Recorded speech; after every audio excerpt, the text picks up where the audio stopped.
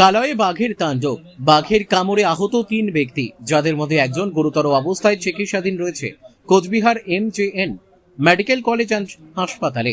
জানা গেছে যে কোচবিহার 1 নম্বর ব্লকের পানিশালা অঞ্চলের এই ঘটনা। আজ সকালে ঘাস কাটতে বাড়ি থেকে বেরিয়ে বেড়াতেই তারা শিয়ালের কান্নার আওয়াজ পায়।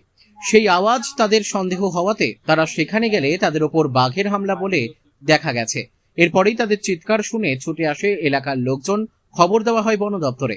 খবর পেয়ে ঘটনাস্থলে ছুটে যায় কোচবিহার কোতোয়ালি থানার পুলিশ ও বন দপ্তরের আধিকারিকরা। দীর্ঘ প্রায় 2 ঘন্টার চেষ্টায় বন দপ্তরের কর্মীরা বাঘটিকে ধরতে সক্ষম হয়। Bureau report, Dooars news 24।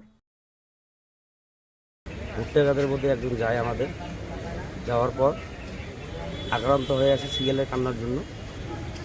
তারপরে অনুমানিক 10:30টার দিকে আবার বাঘ একটা ছিল, বাঘের আক্রান্ত একজন আমাদের কর্মী ভিতরে চিকিৎসাধীন আছে।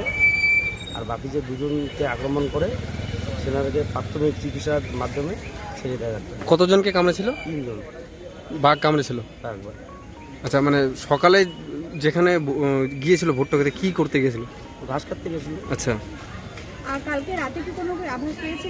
না না না না না না না কালকে কোনো না না না আজকে সকালবেলা।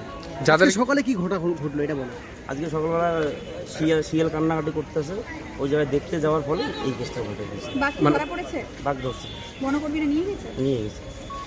মানে যাদেরকে কামড়েছে তাদের নাম কি?